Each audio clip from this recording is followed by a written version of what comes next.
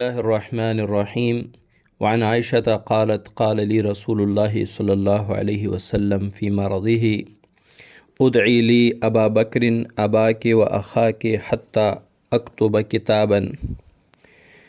مشکوٰۃ شریف کی باب مناقب ابی بکر رضی اللہ عنہ چل رہی ہے، اور اس باب کی یہ تیسری حدیث ہے اور مشکوٰۃ شریف کی 6021 نمبر حدیث ہے۔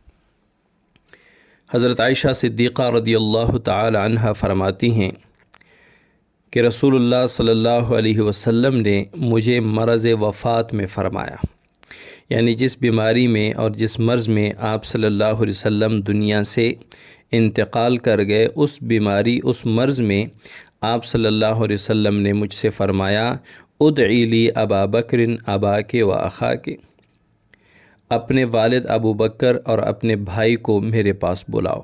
یہاں پہ بھائی سے مراد عبد الرحمن تھے۔ حتیٰ اکتب کتاباً، تاکہ میں کچھ لکھواؤں۔ یہاں پہ بھائی کو بلانے کا مقصد وہ لکھانا تھا تاکہ وہ لکھے۔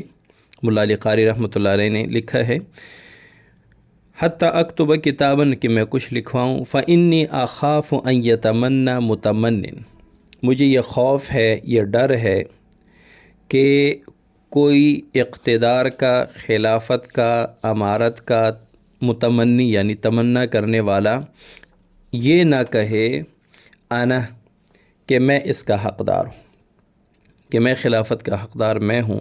ولا، اور ایسا بالکل نہیں ہے، ابو بکر صدیق رضی اللہ عنہ کی موجودگی میں کوئی دوسرا حقدار نہیں ہو سکتا۔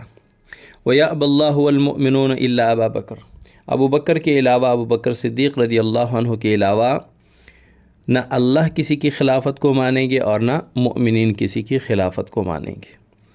مسلم شریف میں بھی یہ روایت موجود ہے۔ وفی کتاب الحمیدی انا اولا بدل انا ولا، یہاں پہ جو ایک لفظ گزر گیا ہے وَيَقُولُ قَائِلٌ انا ولا، کتاب حمیدی میں انا ولا کی جگہ انا اولا ہے، کہ کوئی متمنی، کوئی تمنا کرنے والا یہ نہ کہے کہ انا اولا، میں اس خلافت کے لیے بہتر ہوں۔ تو اس حدیث مبارکہ میں واضح طور پر حضرت ابوبکر صدیق رضی اللہ تعالی عنہ کی خلافت کی طرف اشارہ ہے۔ اور جو کہتے ہیں روافظ کی حضرت علی رضی اللہ عنہ کے بارے میں نص موجود ہے، کوئی ایسی نص حضرت علی رضی اللہ عنہ کی خلافت پر، خلافت بلا فصل پر کوئی نص موجود نہیں ہے، اور حضرت ابوبکر صدیق رضی اللہ عنہ کی خلافت پر یہ احادیث واضح دلائل ہیں اور واضح اشارات ہیں اس طرف کہ رسول اللہ صلی اللہ علیہ وسلم فرما رہے ہیں کہ لاؤ میں کچھ وصیت لکھوں، ایسا نہ ہو کہ بعد میں کوئی تمنا کرنے والا یہ نہ کہے کہ خلافت کا حقدار میں ہوں، حالانکہ ابوبکر صدیق رضی اللہ عنہ کے علاوہ کسی کی خلافت نہ اللہ قبول فرمائیں گے اور نہ مؤمنین۔